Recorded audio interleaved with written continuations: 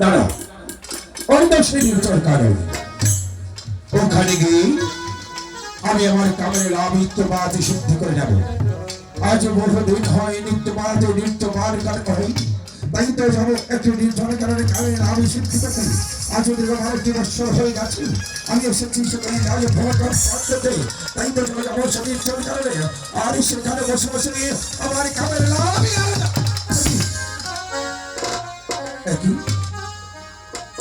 আজ হঠাৎ করে নির্জন কারণ কেন এত আলোকিত হয়ে গেছে?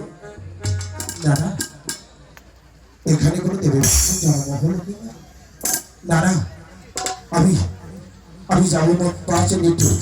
আর কিছু দর্শন দেখো, সে এখানে আজ পাতে হয়ে সেই বড় মাঝে কে আছে? ওকে তুমি কে আজ হঠাৎ করে নির্জনের কারণে তুমি একা একা বসে আছো?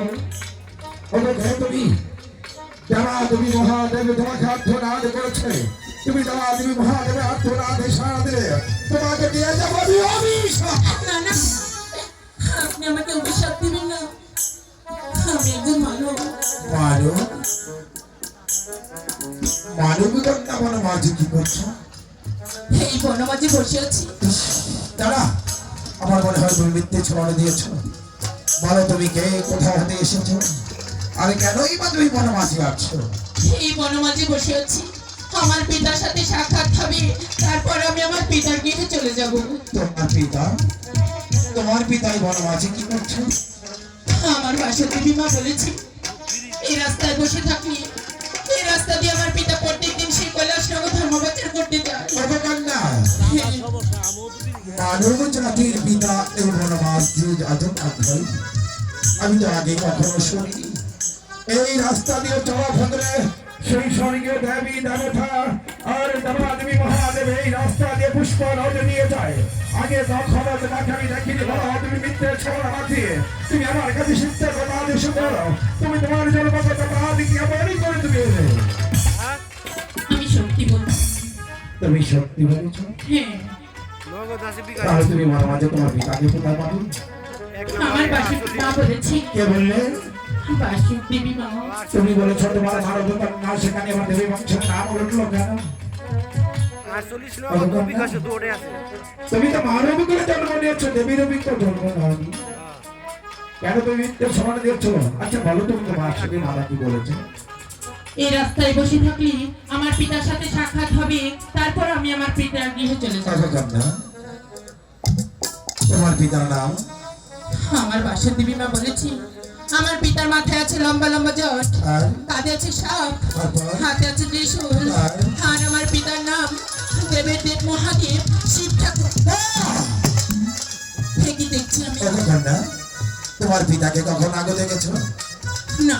তোমার পিতাকে দেখলে চিনবে? এই তো আমার সামনেই দাঁড়িয়ে আছে। তোমার পিতা তোমার সামনে দাঁড়িয়ে আছে, কেমন করে দেখবে? ওগো পিতা, বলো। আপনি তো আমার পিতা। দেবী বংশের ঘরে থেকে কোনো মানুষ কোনো জন্ম হয় না। তুমি কেন দেবাদেবী মহাদেবের কাছে মিথ্যে ছলনা দিয়েছ?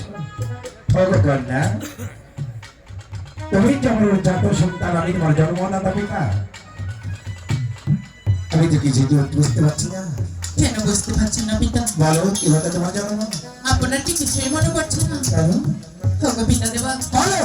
আজ থেকে 24 বছর আগে আপনি গিয়েছিলেন সেই কৈলাসনগর ধর্মপ্রচার।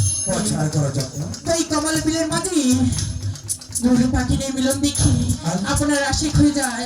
দুপুরটা আশিক মনি সেই পদ্ম পাতার উপর পড়ে যায়, আর সেখান থেকে পাখিরাজ পাখির আহাত নিয়ে সে আহাত সহ্য করতে না পেরে আবার সেই পদ্ম পাতার উপরে কাশি, আর সেখান থেকে ধীরে ধীরে পাতাল পড়ে গিয়ে একটি ডিম রূপ তৈরি হয়। আর সেই ডিম রূপটি আমার বাসন্তী মা পেয়ে আজ আমাকে 12টি বছর লালিত পালিত করে এই বনমাঝে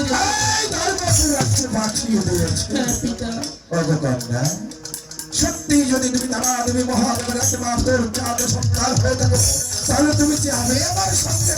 কোথায়? কোথায় যাবে? যাবো কোথায় যাবো? হাতে স্বর্গ ধামে। সেটাই কি আছে জানো?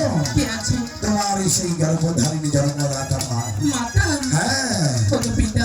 সেই তোমার গর্ভধারিণী মা ব্যক্তি হয়ে আমার সত্য নদীর পার পর্যন্ত তোমাকে গঙ্গা বলে স্বীকার করে আমি তোমাকে কথা দিচ্ছি আমি তোমাদের তোমাকে কর্তবাদ হয়ে আমি তোমার গঙ্গা বলে স্বীকার করবো তা না হলে তোমাকে দিয়ে যাবো আমি অভিশাপ করছি বলে পিতা হ্যাঁ আপনি আমার পিতা আপনি আমাকে যেখানে নিয়ে যাবে আমি সেখানেই যাব সত্যি তুমি আমি আমার সঙ্গে হ্যাঁ পিতা তবে তুমি আমার সঙ্গে চলে এসো আমি আমার সঙ্গে আমি যাত্রা করছি তবে তাই চলুন। ইহাতি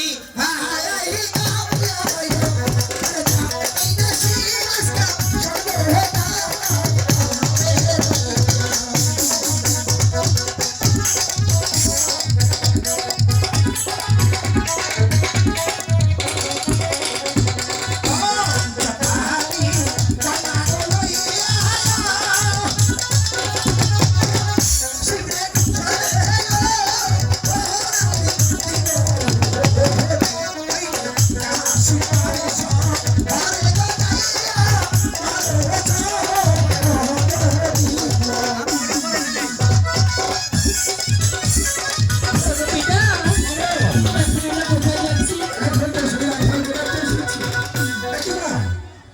তুমি কেন আমার পুষ্পর পেলে বলবে পাগল তাহলে ওই তো ধরে একটি রাহাতি হয়ে সেখানে তুমি বিশ্রাম নিয়ে আবার চলে যাবে মানে সেই স্বর্গ